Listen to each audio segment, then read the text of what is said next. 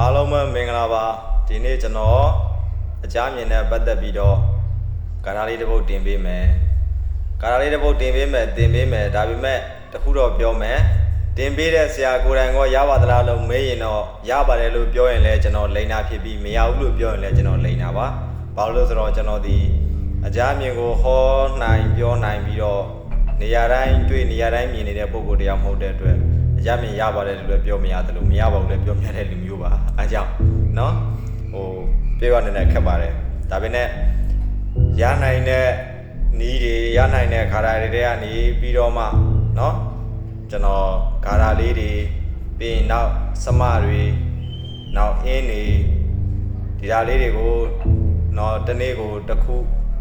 ဒါမျိုးလေးတွေနဲ့ကျွန်တော်50မျိုးလောက်တင်ပေးမယ်လို့တွေးထားတယ်ဒီနေ့ဂါရာတစ်ပုတ်တင်ပေးမယ်သူကတော့တနေ့ကိုမနေ့49ကောက်ည49ကောက်နော်အိယာဝင်အိယာထမှာ49ကောက်ဒီရွတ်တာရွတ်ဖတ်တဲ့ဆက်ဒိဋ္ဌံတင်တာဖြစ်စီတနေ့ကို108ဘတ်နဲ့108ဘတ်ပရိနဲ့ပရိတစ်ပတ်နေ့တိုင်းပူဇော်စိတ်ပွားတာဖြစ်စီ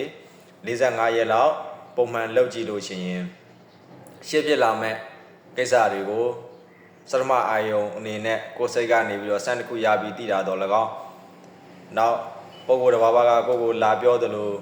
မနှောရတာတော့၎င်းနာနာမှလာပြောတဲ့ကဲ့သို့ကြားတာတော့၎င်းအိမ်မက်ကနေသိနိုင်တာတော့၎င်းစသဖြင့်သိနိုင်တယ်လို့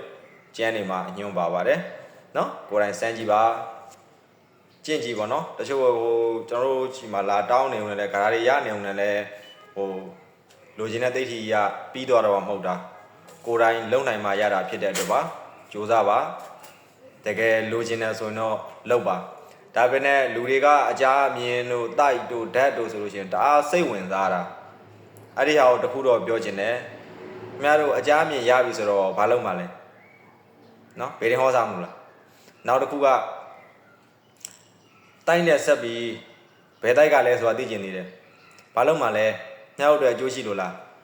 မွေးစားကနေယခုချိန်ထိမှာကိုယ့်ရဲ့ကောင်းခြင်းဆိုးခြင်းတွေမှာသူတို့ရဲ့ကူညီမှုပံ့ပိုးမှုတွေဘယ်လောက်ထိပါခဲ့သလဲတကယ်ရောပါလာသလားအကျိုးပြုလာသလားဟုတ်လား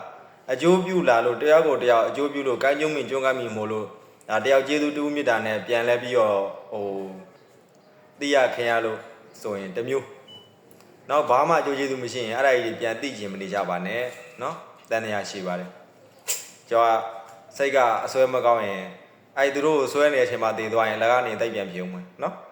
အဲ့တော့အကြမ်းမြင်နေတိုက်တွေကိစ္စကိုနည်းနည်းလေးတော့တတိထားပါလိုချင်တိုင်းမရသလိုຢာတိုင်းလည်းကောင်းတဲ့ထင်မှာမပါပါဘူး